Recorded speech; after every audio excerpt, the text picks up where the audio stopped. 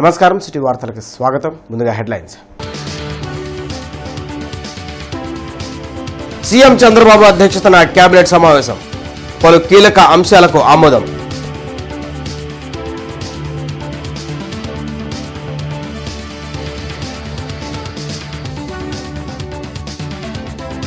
YCP నేరస్తులను తయారు చేసే కర్మాగారం అన్న మంత్రి రామానాయుడు.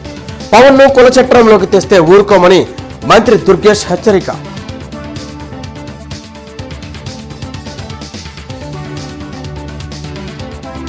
పొగాకు సంక్షోభం నుంచి రైతులను ఆదుకోవాలి. టొబాకో బోర్డ్ ఈడీకి సంయుక్త కిసాన్ మోర్చా వినతి.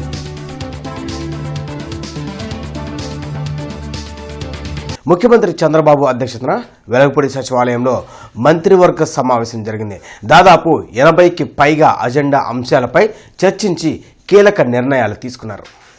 ప్రభుత్వ రంగ సంస్థలు, కార్పొరేషన్లు, సొసైటీల ఉద్యోగుల పదవీ విరమణ వయస్సును 60 నుంచి 62 ఏళ్లకు పెంచుతూ కేబినెట్ అంగీకారం తెలిపింది. సీఎం చంద్రబాబు అధ్యక్షతన జరిగిన మంత్రివర్గ సమావేశంలో పలు కీలక అంశాలపై చర్చించి నిర్ణయాలు తీసుకున్నారు. 2004 ఏడాదికి ముందు నోటిఫికేషన్ ద్వారా నియమితులైన సుమారు 11,000 మంది ఉద్యోగులకు సిపిఎస్ నుంచి ఓపీఎస్ అమలు చేసేందుకు గ్రీన్ సిగ్నల్ ఇచ్చారు. ఎస్ఐపిబిలో తీసుకున్న నిర్ణయాలకు కేబినెట్ ఆమోదం తెలిపింది. మంత్రివర్గ నిర్ణయాలను మీడియాకు మంత్రి పార్థసారథి వివరించారు. ప్రతి కుటుంబం ఒక ఎంటర్‌ప్రెన్యూర్ అని చెప్పేసి ఎవ్రీ ఫ్యామిలీ వన్ ఎంటర్‌ప్రెన్యూర్ చెప్తారు. సో దీంట్లో కూడా అవకాశాలు చెప్తున్నారు ముఖ్యమంత్రి గారు, అదేవిధంగా ఉప ముఖ్యమంత్రి గారు కూడా. మీకు ఒక 2 ఎకరాలు ఉన్నాయి, సపోజ్ ఎక్కడైతే టూరిజంని డెవలప్ చేయాలనుకుంటున్నారో మీకు పొలాలు ఉన్నాయి. మీరు ఒక 5 స్టార్ హోటల్లో నిర్మించలేకపోవచ్చు, కానీ మీ పొలాన్ని పెట్టుబడిగా మీ క్యాపిటల్గా పెట్టి ఇటువంటి గ్రూప్స్ ఏదైతే ఉన్నాయో, ఇప్పుడు ఎవరైనా ఏం చేస్తారు, ఇప్పుడు నేను ఒక 5 స్టార్ హోటల్ కట్టాలనే కోరిక నాకుంది. నా దగ్గర పెట్టుబడి ఒక 10 కోట్ల 20 కోట్ల ఉంది. నేను టైప్ తీసుకుంటున్నాను, ఎవరితో, మ్యారియట్టో లేకపోతే హిల్టనో లేకపోతే తాజ్తోనో. అదే 3-4 రైతులు కలిపి ఒక 2 ఎకరాలు ఉంది, అందరూ కలిపి ఒక 4-5 ఎకరాలు ఉంటే దాన్నే పెట్టుబడిగా పెట్టుకొని ప్రభుత్వం సహకరిస్తానికి సిద్ధంగా ఉంది. 2024 ఎన్నికల ఓటమి నిరాశతో ప్రాంతాలు, మతాలు, కులాల మధ్య చిచ్చుపెట్టి చలి కాచుకోవాలని వైసీపీ చూస్తోందని మంత్రి నిమ్మల రామానాయుడు తీవ్ర వ్యాఖ్యలు చేశారు. వెలగపూడి సచివాలయంలో ఎంపీ సానా సతీష్తో కలిసి ఆయన మీడియాతో మాట్లాడారు. బలమైన నేతలను తయారు చేసే కర్మాగారం టీడీపీ అయితే నేరస్తులను తయారు చేసే ఫ్యాక్టరీ వైసీపీ అని ధ్వజమెత్తారు. ఈడబ్ల్యూఎస్ కాపు రిజర్వేషన్ను రద్దు చేసి కాపు ద్రోహిగా జగన్ మిగిలిపోయారని విమర్శించారు. మరి అధికారంలో ఉన్నటువంటి 5 సంవత్సరాలు ఆ రోజు కరివేపాకుల మాదిరిగా మరి కాపుల్ని వాడుకుని వదిలేసినటువంటి పరిస్థితి మీది. కానీ ఈరోజు మేము అధికారంలోకి వచ్చాక మీరు చూశారు, ఈవేళ ఇప్పుడే చూసాం ఒక ఎంపీగా ఆయనకి పదవులు ఇవ్వడం కానీ, ఈ విధంగా మరి అదేవిధంగా కాపులకి సంబంధించినటువంటి మరి ఈవేళ నేను ఒక ఇరిగేషన్ శాఖ మంత్రిగా ఉన్నాం. ఇవాళ పోలవరం ప్రాజెక్టు ఉంది. పోలవరం ప్రాజెక్టు పూర్తవుతే మరి నిజంగా అక్కడ మేలు జరిగేది ఆ గోదావరి జిల్లాలో కాపులకే. మరి అటువంటి పోలవరాన్ని కూడా నువ్వు 5 సంవత్సరాలు నిర్వీర్యం చేసేసి ప్రశ్నార్థకం చేసావు. మళ్ళీ ఈవేళ పోలవరాన్ని మేము పూర్తి చేస్తున్నాం. అంటే ఈ రకంగా ఈ యొక్క 2 ఏళ్ల కూటమి పాలనలో నేరుగానే కాకుండా ఇండైరెక్ట్గా కూడా ఉద్యోగ ఉపాధి అవకాశాలు పెంపొందించేటువంటి విషయంలో కూడా ఈవేళ కాపు యువత కూడా ఈరోజు లబ్ధి చెందుతున్నటువంటి పరిస్థితి. రాజకీయాల్లో విలువలు లేని వ్యవస్థను పెంచి పోషించిన పార్టీ వైసీపీ మాత్రమే అని కందుల దుర్గేష్ ధ్వజమెత్తారు. వెలగపూడి సచివాలయంలో మంత్రి కందుల దుర్గేష్ మీడియాతో మాట్లాడారు. రాజకీయ నాయకుల ప్రవర్తన, నైతిక విలువల గురించి వైసీపీ నేతల నుండి నేర్చుకోవాల్సిన దౌర్భాగ్య స్థితిలో కూటమి నేతలు లేరని స్పష్టం చేశారు. డిప్యూటీ సీఎం పవన్ కళ్యాణ్ని కుల చట్రంలో బంధించాలని చూస్తే ప్రజలు బుద్ధి చెప్తారని వ్యాఖ్యానించారు. అంటే ఇక్కడ ఎవరైనా ఏ ఇబ్బంది జరిగినా దానికి కులాన్ని పులవటమే మీ ధ్యేయమా? కులం పేరెత్తి కులం ద్వారా సమావేశాలను ఏర్పాటు చేసుకుని దాని ద్వారా రాజకీయ లబ్ధి పొందటమే మీ ధ్యేయమా? ఒకవేళ మీకు ఈ ప్రభుత్వం చిత్తశుద్ధితో పనిచేయడం లేదనుకుంటే ప్రభుత్వాన్ని మీరు విమర్శించండి, లేకపోతే ఇలా పనిచేయండి అని అడగండి. అంతేగాని దానికి మళ్ళీ కులం రంగు పులివి ఉప ముఖ్యమంత్రి గారిని దాంట్లోకి లాగి ఆయన్ని కులం చట్టంలో బంధించడానికి చేసిన మీ ప్రయత్నాన్ని ప్రజలందరూ కూడా చేదరించుకుంటున్నారు. అంబటి రాంబాబు గారు చెప్పారు కళ్ళు తాగారని. మీరు కళ్ళు తాగారు, మీరు కోతి, మీకు ముళ్ళు గుచ్చుకుంది, ఇప్పుడు రోడ్డు మీద పడి ఇష్టం వచ్చినట్టు తాండవాలం చేస్తున్నారు. కేంద్ర గృహ నిర్మాణ పట్టణాభివృద్ధి శాఖ సహాయ మంత్రి తోకన్ సాహు రాజధాని అమరావతిలో పర్యటించారు. సిఆర్డీఏ కార్యాలయంలో మంత్రి నారాయణతో కలిసి కేంద్ర సహాయ మంత్రి తోకన్ సాహు అధికారులతో సమీక్షించారు. టిట్కో ఇళ్ల నిర్మాణ పరిస్థితి, రాష్ట్రంలో మున్సిపల్, హౌసింగ్ శాఖల్లో అమలవుతున్న పథకాల తీరుపై ఆరా తీశారు. అమరావతి నిర్మాణంలో సీఎం చంద్రబాబు విజన్ను ఈ సందర్భంగా కేంద్ర మంత్రి తోకన్ సాహు కొనియాడారు. ప్రధానమంత్రి నరేంద్ర మోడీ నేతృత్వంలో గత 12 ఏళ్ల నుంచి దేశంలో సుపరిపాలన జరుగుతోందని భారతీయ జనతా పార్టీ నేతలు పేర్కొన్నారు. ప్రపంచ ఆర్థిక వ్యవస్థలో భారతదేశం 4వ స్థానంలో నిలవడం గర్వంగా ఉందన్నారు. ఈ మేరకు బీజేపీ రాష్ట్ర అధికార ప్రతినిధి వల్లూరు జయప్రకాష్ నారాయణ, ఎస్సీ మోర్చా రాష్ట్ర ఉపాధ్యక్షుడు దేవానంద్ గుంటూరులో మీడియాతో మాట్లాడారు. డబుల్ ఇంజిన్ సర్కార్ అభివృద్ధిలో దూసుకుపోతుందని తెలిపారు. రాష్ట్రంలో కూడా 100 కోట్ల రూపాయలతో అభివృద్ది పనులు చేపట్టడం జరిగిందని చెప్పారు. ఆంధ్రప్రదేశ్ అభివృద్ది కోసం కేంద్ర ప్రభుత్వం ఆర్థిక పరంగా పూర్తి స్థాయిలో సహకారం అందించడం జరుగుతుందన్నారు. అయితే ప్రతిపక్ష పార్టీలు కులాలు, మతాల నడుమ కలహాలు సృష్టించి రాజకీయాలు చేస్తున్నాయని ఆరోపించారు. ఈ సమావేశంలో బీజేపీ జిల్లా అధ్యక్షులు చెరుకూరి తిరుపతిరావు, శ్రీనివాసరెడ్డి తదితరులు పాల్గొన్నారు. ఇందులో భాగంగా శ్యామ్ ప్రసాద్ ముఖర్జీ వర్ధంతి సందర్భంగా ఆయన చిత్రపటానికి పూలమాల వేసి నివాళులర్పించారు. ఈరోజు ఉద్దేశపూర్వకంగా కూటమిలో విభేదాలు రావాలనే ఆలోచనతో ఈరోజు కులాల మధ్య, మతాల మధ్య ఉద్దేశపూర్వకంగా వైసీపీ వారు తమ యొక్క పబ్బం కట్టుకునే దానికోసం వాళ్ళ యొక్క సావరపులు ఏ విధంగా ఉన్నాయంటే ఈరోజు వాళ్ళు ఏమి చేసుకోలేక ఈరోజు కూటమి ఇంత విధంగా బలపడింది. ఈరోజు గ్రామీణ స్థాయి నుండి జాతీయ స్థాయి వరకు ఈ యొక్క కూటమి 2-3 పార్టీలు బలంగా ఉన్న తీరుని తట్టుకోలేక ఈరోజు రకరకాల జిమ్మితులు చేస్తున్నారు. అయినా కూడా ఈరోజు ఓ పక్క సంక్షేమం, ఓ పక్క అభివృద్ధి ఎక్కడా కూడా ఆగటం లేదు. కులాలకు సంబంధించినటువంటి కుమ్ములాట్లు పెట్టే విధంగా ఇవాళ వైఎస్ఆర్సీపీకి సంబంధించినటువంటి కొంతమంది నాయకుల్ని, ముఖ్యంగా ఆ వర్గానికి సంబంధించిన నాయకులను ముందు పెట్టి జగన్మోహన్ రెడ్డి గారు మరొక రాజకీయ వికృత క్రీడ ఈ రాష్ట్రంలో మొదలుపెట్టినటువంటి దుస్థితి మనం చూస్తా ఉన్నాం. ఈ వైఎస్ఆర్సీపీకి సంబంధించిన నాయకులు గతంలో కనుక మనం చూసినట్లయితే వారు పరిపాలించినటువంటి 5 సంవత్సరాల పరిపాలనలో బీసీల వర్గాలకు సంబంధించినటువంటి బాపట్లకు సంబంధించినటువంటి ఒక చిన్న కుర్రాడిని ఏ రకంగా వాళ్ళ అక్క కోసం వెళ్తే ఏ రకంగా కాల్చి చంపేశారో మనం చూసాం. పొగాకు సంక్షోభం నుంచి రైతులను ఆదుకోవాలని సంయుక్త కిసాన్ మోర్చా కన్వీనర్ చుండూరి రంగారావు విజ్ఞప్తి చేశారు. గుంటూరులోని పొగాకు బోర్డు ఈడీ విశ్వశ్రీతో పొగాకు రైతులు చర్చలు జరిపారు. వారు ఎదుర్కొంటున్న సమస్యలను ఆమెకు వివరించారు. అనంతరం సంయుక్త కిసాన్ మోర్చా కన్వీనర్ చండూరి రంగారావు మీడియాతో మాట్లాడారు. ప్రభుత్వం పొగాకు రైతులకు గిట్టుబాటు ధర కల్పించి ఆదుకుంటామంటూ కేవలం ప్రకటనలకే పరిమితమవుతుందన్నారు. పొగాకు రైతులను ఆదుకునేందుకు కేంద్ర రాష్ట్ర ప్రభుత్వాలు కలిసి 1000 కోట్ల నిధులు కేటాయించాలని డిమాండ్ చేశారు. పొగాకు రైతాంగ సమస్యల పరిష్కారానికి ఈ నెల 24, 25, 26, 27 4 రోజుల పాటు ప్రకాశం జిల్లా కలెక్టర్ కార్యాలయం ఎదుట రిలే నిరాహార దీక్షలకు కూర్చుంటున్నట్లు తెలిపారు. పొగాకు బోర్డు సానుకూలమైనటువంటి పద్ధతుల్లో రైతులు మేలు కోరుతుంది అని మీరు చెబుతున్నారు కాబట్టి మేము నమ్ముతున్నాము. మీరు ఆ దిశగానే రేపు 25వ తేదీన జరిగేటటువంటి బోర్డు సమావేశంలో కేంద్ర ప్రభుత్వము, రాష్ట్ర ప్రభుత్వం కొనుగోలు చేయడం మూలంగా మాత్రమే రైతులకు మేలు జరుగుతునేటటువంటివి సిఫారసు ఇవ్వండి. ఆ సిఫారసు ఇచ్చినప్పుడు ఆ బాధ్యత ఏదో కేంద్ర ప్రభుత్వం మీద, రాష్ట్ర ప్రభుత్వం మీద ఉంటుంది. బోర్డు అధికారులు అనేటటువంటి వాళ్ళు సేఫ్ పొజిషన్లో ఉంటారు అని చెప్పాము. వాళ్ళు కూడా అంగీకరించారు. మేము ఉందే రైతుల కోసము, మేము రైతులను ఎలా విస్మరిస్తామండి. కొన్ని మాలో లోపాలు ఉండవచ్చు, అది స్టాఫ్ తక్కువ అయిన కారణంగానో లేకపోతే పని ఒత్తిడి శాస్తి అయిన కారణంగానో, కానీ మా మనసుల్లో దురుద్దేశాలు లేవు అని వాళ్ళు చెప్పారు. ఆ ప్రకారంగానే వ్యవహరిస్తారని కూడా మేము భావిస్తున్నాం. సిబిఐ విచారణ చేస్తే తప్ప గాది సాయికృష్ణ కేసులో నిజాలు బయటపడవని మాజీ మంత్రి అంబటి రాంబాబు అన్నారు. గుంటూరులో ఆయన మీడియాతో మాట్లాడారు. ఈ కేసులో సిట్ విచారణ పోలీసులను కాపాడే కోణంలో జరుగుతుందని ఆరోపించారు. కేసు నమోదైన వెంటనే సీఐ నాగరాజును ఎందుకు అరెస్ట్ చేయలేదని అంబటి ప్రశ్నించారు.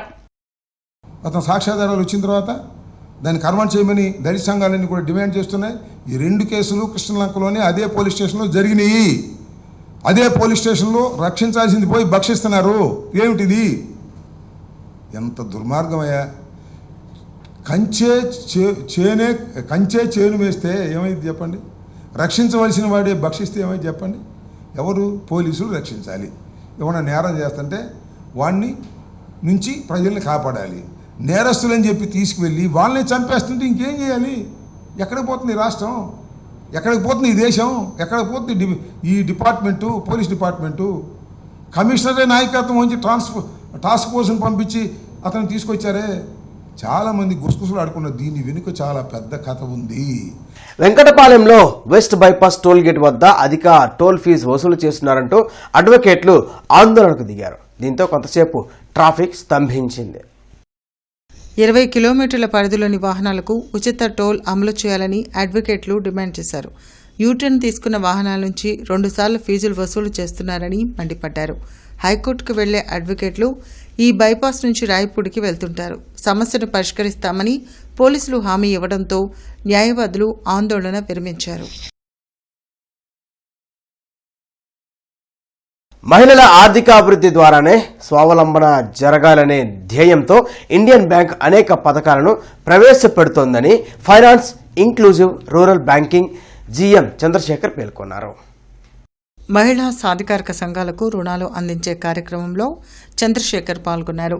2026లో 560 కోట్ల రూపాయల రుణాలు అందించే క్రమంలో ఇప్పటికే 2000 ఎంఎస్ఎంఈలకు 3600 కోట్ల రూపాయల రుణాలు అందించినట్లు చెప్పారు. ఈ కార్యక్రమంలో రామచంద్రబాబు, గౌరీ శంకర్రావు, మెప్మాపీడి విజయలక్ష్మి తదితరులు పాల్గొన్నారు.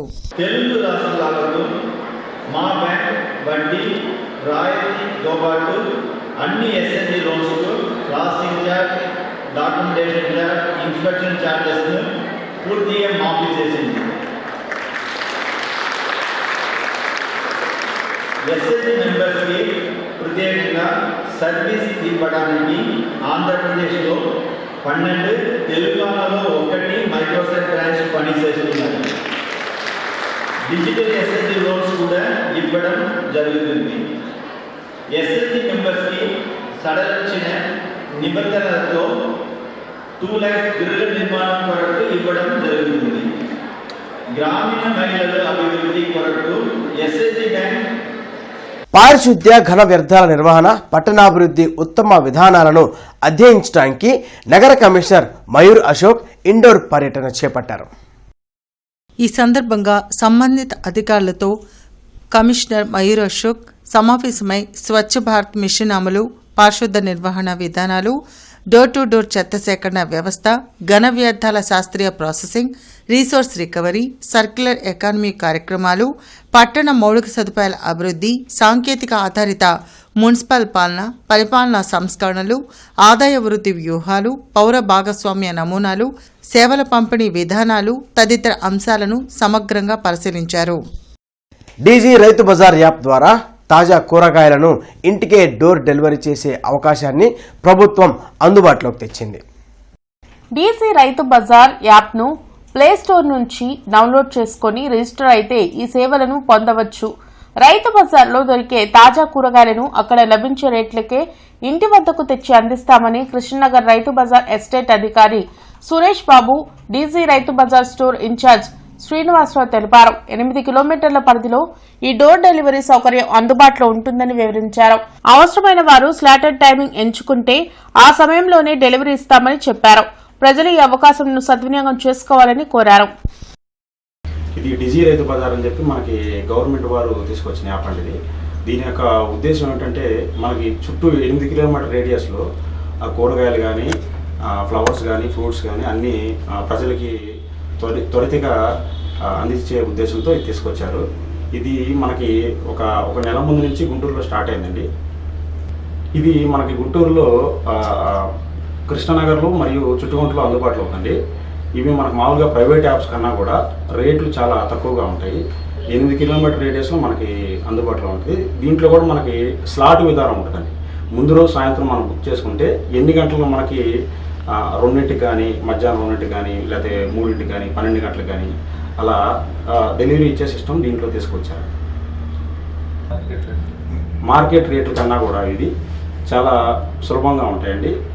మార్కెట్లో మనకి ఇది డబుల్ గ్రేడింగ్ ద్వారా రైతుల నుంచి సేకరించి డైరెక్ట్గా మనకి వినియోగదారులకు వెళ్ళేటట్టుగా ప్లాన్ చేశారండి. మామూలు డబుల్ గ్రేడింగ్ చేసేసి పంపిస్తారు మొత్తం. ప్రతి ఒక్కళ్ళు గుంటూరులోనే ఉన్నవాళ్ళు మీకు ఏ రైతు బజార్ అయితే దగ్గర ఉందో, చుట్టుకుంట రేడియస్ లేదా చుట్టుకుంట కృష్ణానగర్ రైతు బజార్ రేడియస్, కృష్ణానగర్ రైతు బజార్ రేడియస్లో ఉన్న వాళ్ళు మీరు బుక్ చేసుకుంటే మీకు రైడర్ అనే అతను మీకు తెచ్చి ఇస్తారండి. మీ క్వాలిటీ ఇష్యూ ఉన్న ఏదైనా మీరు రైస్ చేసి మంచి చేసుకుంటే యాప్ కూడా మంచి డెవలప్ అవుతుంది.